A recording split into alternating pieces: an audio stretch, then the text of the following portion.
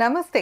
Kiran TV live ప్రేక్షకులకి స్వాగతం. ప్రస్తుతం మనతో పాటు ఉన్నారు ప్రముఖ ఆధ్యాత్మికవేత్త, జ్యోతిష, వాస్తు పండితులు, లలిత అమ్మవారి ఉపాసకులు నానాజీ పట్నాయక్ గారు. నమస్కారం గురుగారు. శ్రీమాత్రే నమః. గురుగారు, మనం లలితా తంత్రమాలికలో ఇప్పుడు వచ్చేసి 39వ ఎపిసోడ్లో ఉన్నాం గురుగారు. మీరు మాకున్న ప్రతి సమస్యలకి కూడా కేవలం మంత్రంతో ఒక చిన్న చిన్న తాంత్రిక పరిహారాలు తెలియజేస్తూ వస్తున్నారు. అలా అయితే కనుక మీరు త్వరగా రిజల్ట్ వస్తుందని కూడా చెప్తూ వచ్చారు. సో మనకి చాలా కాల్స్ అయితే వస్తున్నాయి గురుగారు. చాలా మంది కేవలం మంత్రంతోనే చెప్తున్నారు అని ఇంకా వాళ్ళకున్న సమస్యలు చెప్పి వాటికి సొల్యూషన్స్ ని కూడా మీ నుండి తీసుకుంటూనే ఉన్నారు. ఇప్పుడు 39వ ఎపిసోడ్ లో భాగంగా నేను అడగపోయే ప్రశ్న వచ్చేసి ఇన్వెస్ట్మెంట్స్ గురించి గురుగారు. ఇప్పుడు చాలా మంది ఏంటంటే ఓకే, వాళ్ళకి వచ్చే ఇన్కమ్ ని కొంచెం పక్కకి సేవ్ చేసుకోవాలి అని ఇన్వెస్ట్మెంట్స్ మీద ఎక్కువ మగ్గు చూపిస్తూ ఉంటారు. అది ల్యాండ్స్ అవనియండి, ఎట్లాంటివైనా కూడా.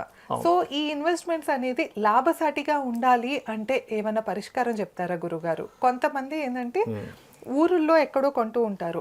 కొంతమంది కొన్నది ఊరికి కొంతకాలంలోనే చాలా హై రేట్స్ కి పెరిగిపోతూ ఉంటాయి. కొంతమంది ఎంత రేటు పెట్టి కొన్నా కూడా ఎన్నాళ్ళున్నా అది డౌన్ ఫాల్ లోనే ఉంటుంది. అసలు రేస్ అనేది రాకుండా ఉంటుంది. అనవసరంగా వాళ్ళ పెట్టిన ఇన్వెస్ట్మెంట్ వేస్ట్ అయిపోతూ ఉంటుంది.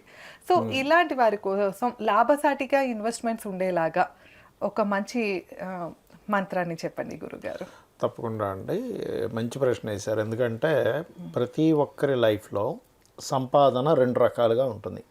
ఒకటి వాళ్ళు కష్టపడి ఉద్యోగం ద్వారా సంపాదించడము, లేదా వ్యాపారం ద్వారా సంపాదించడం ఒక ఎత్తు అయితే, వాళ్ళు పెట్టే ఇన్వెస్ట్మెంట్స్. ఇప్పుడు చూడండి, వాళ్ళు పర్ఫెక్ట్గా ఒక మంచి ల్యాండ్ తీసుకున్నారు, అప్పుడు ఏమవుతుంది, అది సైమల్టేనియస్గా పెరుగుతూ ఉంటుంది. లేదా ఒక గోల్డ్ తీసుకున్నారు, ఎగ్జాంపుల్ ఒక 1.5 year బ్యాక్ వరకు 60,000 ఉండేది గోల్డ్, ఇప్పుడు ఎంత డబల్ అయ్యి వచ్చింది, డబల్ కంటే ఎక్కువ అయిపోయింది.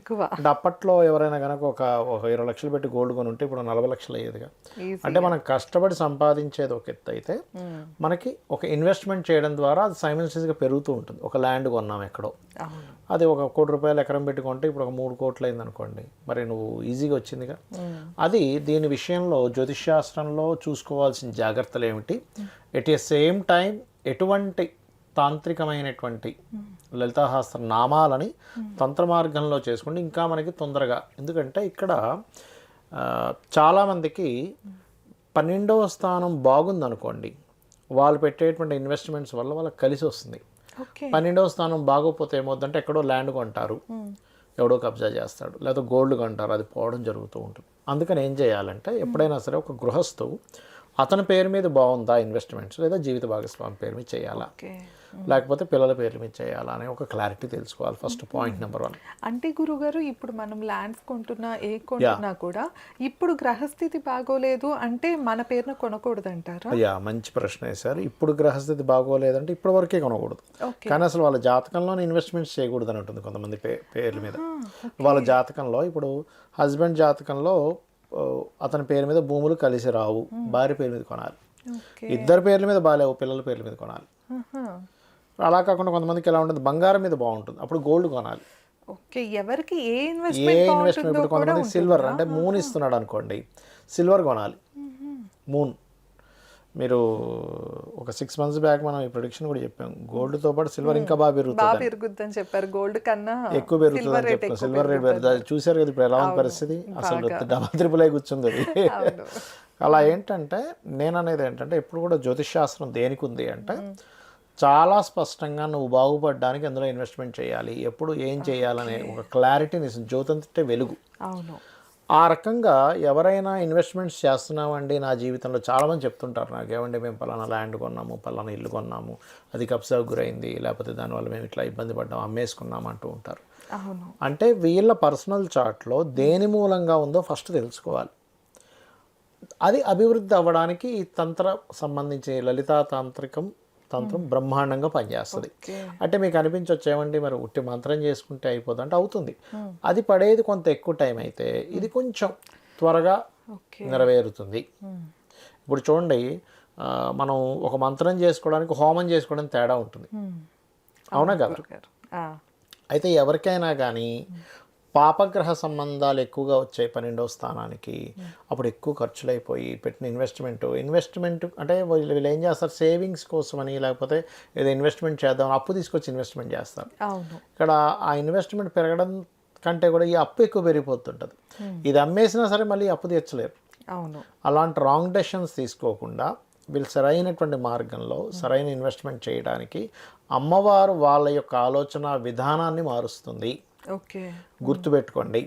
సో దానికి ఏంటంటే ఓం పదద్వయ ప్రభాజాల పరాకృత సరోరుహాయై నమః ఓకే. ఈ మంత్రం చేసుకోవాలి. అయితే దీనికి పర్టికులర్గా ఏం చేయాలి ఏంటంటే మనం గత వీడియోలో కూడా ఒకటి చెప్పుకున్నాం, పాదాల యొక్క ఇది చేసుకోవాలి. ఇక్కడ కూడా పాదాలు వేసుకుంటాము, కాకపోతే దాని మీద 2 మందార పుష్పాలు కానీ ఓకే. లేకపోతే కమలం పువ్వులు ఉంటాయి సార్, అవి కానీ పెట్టాలి. ఓకే. అంటే పీట మీదన పీట మీదే తెల్ల క్లాత్ వేసేసి తెల్ల దాని క్లాత్ మీద వేసి చక్కగా అమ్మవారి పాదాలు వేసుకొని ఎర్రగా కుంకుమతో వేసుకొని వాటిని నింపేసుకుని పాదాలని. నింపేసుకొని దాని మీద 2 పుష్పాలు పెట్టాలి. ఓకే. ఈ మంత్రము ఈ నామం యొక్క అర్థం కూడా ఏమిటి అంటే అమ్మవారి యొక్క పాదాలు ఎలా ఉన్నాయట, అసలు సరస్సులో ఉండేటువంటి పద్మములను కూడా తిరస్కరిస్తున్నాయట. అంటే పద్మం అంటే అవి కూడా ఎందుకు పనికి రావట్లేదు, అంత బాగున్నాయట అమ్మవారి యొక్క పాదాలు. మనకి జ్యోతిష్ శాస్త్రంలో 12వ స్థానము ఇన్వెస్ట్మెంట్ స్థానం అంటారు. ఆ రకంగా మనకి 12వ స్థానం జ్యోతిష్ శాస్త్రంలో పాదాల స్థానం. ఓకే. పాదాలకు ఉండేటువంటి గొప్పతనం ఏంటంటే చాలామంది తెలియక ఇదేమిటి, మనకి చూడండి బ్రాహ్మణుడు శిరస్సు, క్షత్రియులు భుజాలు, వైశ్యులు పొట్ట భాగము, శూద్రులు పాద భాగం ఏంటి ఇచ్చారంటాం. మరి ఎవరు దేనికి మనం మొక్కుతాం? పాదాలకి మొక్కుతాం. పాదాలకు ఉన్నటువంటి గొప్పతనం ఏంటంటే ఏ గురువు అయినా సరే లేకపోతే ఎవరైనా సరే వాళ్ళ పాదాలు మనం ఎందుకు మొక్కుతాము అంటే మనకు ఉండేటువంటి జ్ఞానము, మనకు ఉండేటువంటి పుణ్యఫలం అంతా పాదాల్లోకి వెళ్ళి చేరుతుంది. అందుకే వాటికి మొక్కుతారు. ఓకే. అయితే ఇలా ఎవరైతే ఈ పద్మములు పెట్టుకొని పూజిస్తారో ఈ మంత్రం చేసుకుంటూ తప్పకుండా అండి ఓం పదద్వయ ప్రభాజాల పరాకృత సరోరుహాయై నమః ఇది చేసుకోవాలి. అయితే ఇది ఎవరైతే చేస్తుంటారో వాళ్ళ యొక్క బుద్ధి మీద ప్రభావం చూపిస్తుంది అమ్మవారు. అంటే ఎలా అంటే ఎవరో వచ్చి ఫ్రెండ్ వచ్చి చెప్పాడు, అరే నీకు ఎందుకురా నువ్వు భూమి మీద ఏం పెడతావు, ఈ ఫ్యాక్టరీలో డబ్బులు పెట్టి అంటాడు. లేకపోతే ఇంకోటేదో షేర్ మార్కెట్ అంటాడు, ఇంకోటేదో పిచ్చి ఇన్వెస్ట్మెంట్, ఈ 20 లక్షలు 30 లక్షలు తీసి అటు పెడతాడు. అలా కాకుండా అమ్మవారు ఏం చేస్తుంది అంటే సరిగ్గా ఆ సమయానికి ఆ బుద్ధి మారేలాగా. ఇప్పుడు చాలామంది ఇళ్లలో నేను చాలామంది జాతకాలు చూసినప్పుడు హస్బెండ్ పాపం ఒక 50 లక్షలు ఉన్నాయంటే దేనిలో పెడుతుంటే ఆవిడ వచ్చి చెప్తుంది, ఏమండి ఎందుకండి ఇందులో పెట్టండి అని. ఆ ఆవిడ పాపం అమ్మవారు ఈ మంత్రం చేస్తుంటుంది రోజు, లలిత సహస్రనామా లేదో, అమ్మవారు ఆ భార్య రూపంలో వచ్చి చెప్పిస్తుంటుంది. కానీ వినడు కొంతమంది, ఆ ఆలోచన వేటో వెళ్ళిపోవడం వల్ల.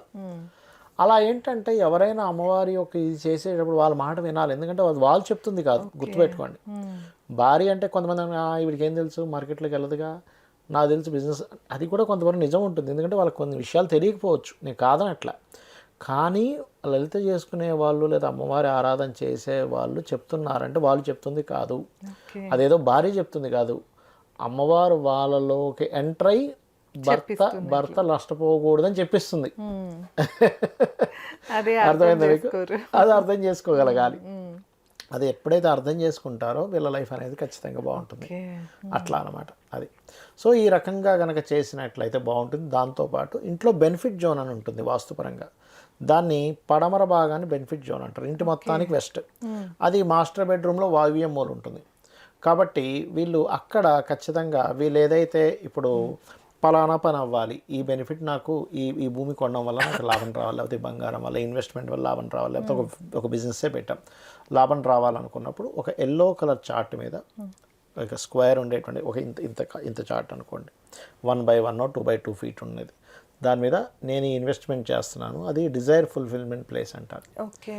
నాకు దీనివల్ల అమ్మవారు నాకు చక్కటి లాభాలు ఇస్తుంది అని నమ్మి మీరు అక్కడ పెట్టినట్లయితే మీకు ఏమవుతుంది అంటే ఒక రాత రూపంలో ఒక ఉన్నప్పుడు మీరు చూస్తున్నప్పుడు ఏమవుతుంది, మీకు అది జనరేట్ అవుతూ ఉంటుంది మైండ్లో. ఓకే. ఎప్పుడు కూడా సబ్కాన్షియస్ మైండ్కి కనెక్ట్ అవ్వాలి మనం చేసే ప్రతిదీ కూడా. ఎందుకు తంత్ర సంబంధంగా చేస్తామంటే తాంత్రికం కూడా సబ్కాన్షియస్ మైండ్కి కనెక్ట్ అవుద్ది.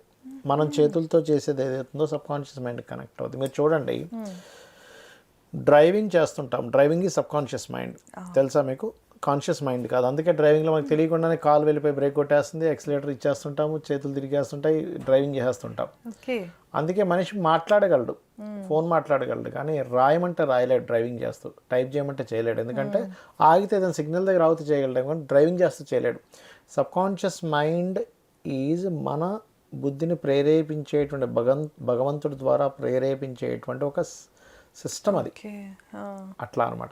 సో ఎప్పుడైతే ఈ తాంత్రిక విధానంలో ఇలా చేస్తామో వీళ్ళు ఎక్కడ సేవింగ్ చేయాలి, ఎప్పుడు సేవింగ్ చేయాలి, ఎందుకంటే వీళ్ళ జన్మజాతకంలో 12th హౌస్ ఎప్పుడు డియాక్టివ్ అవుతుంది యాక్టివ్ అవుతుంది అనేది తెలుసుకోవాలి. మనం ఆస్ట్రాలజీలో అది తెలుస్తుంది.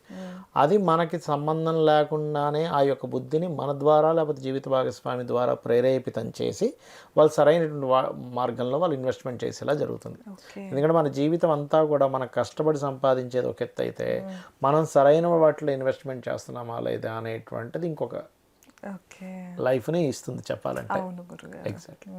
అంతే కదా, కొంతమందికి ఏంటంటే ఇప్పుడు ఇన్వెస్ట్మెంట్ చేసినా వాళ్ళకి కలిసి రాకపోయినా వాళ్ళ పిల్లలకైనా పనికొస్తూ ఉంటుంది చాలా మందికి. నేను ఒకరు ఇన్వెస్ట్మెంట్ చేశారు అప్పట్లో ఒక 12 ఏళ్ల క్రితం 11-12 ఏళ్ల క్రితం వాళ్ళు పర్ ఎకర్ 10 లక్షలు పెట్టి కొన్నారు.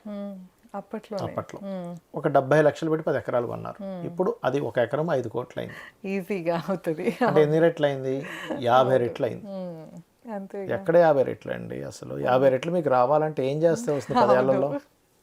అదే అందుకే రైట్ ఇన్వెస్ట్మెంట్స్ ఉండాలి. 50 కోట్లు అయిపోయింది. ఇప్పుడు మనకి లాభసాటిగా 70 లక్షలు పెట్టుకున్నది 50 కోట్లు అయిపోయింది ఆల్మోస్ట్. అవును గురుగారు. ఇట్స్ మామూలు విషయం కాదు కదా. సో విన్నారు కదా, రైట్ ఇన్వెస్ట్మెంట్స్కి గురుగారు చెప్పినట్లు కనుక ఈ మంత్ర జపాన్ని చేసుకోండి. ఇంకా మీరు ఎలాంటి సమస్యతో ఇబ్బంది పడుతున్నా కూడా గురుగారిని సంప్రదించాలి అంటే కింద స్క్రోల్ అవుతున్న నెంబర్కి కాంటాక్ట్ అవ్వచ్చు. ఈ మంత్రాన్ని అయితే 40 రోజుల పాటు నిత్యం 40 నిమిషాల పాటు చేసుకోవాలండి. ఇదేనండి ఇవాళ వీడియో. మీకు కనుక ఈ వీడియో నచ్చినట్లయితే లైక్ చేసి షేర్ చేసి ఎలా అనిపించిందో మాకు కామెంట్ చేయండి. మరిన్ని ఇంట్రెస్టింగ్ వీడియోస్ కోసం మన ఛానల్ని సబ్స్క్రైబ్ చేసుకోండి. ధన్యవాదాలు.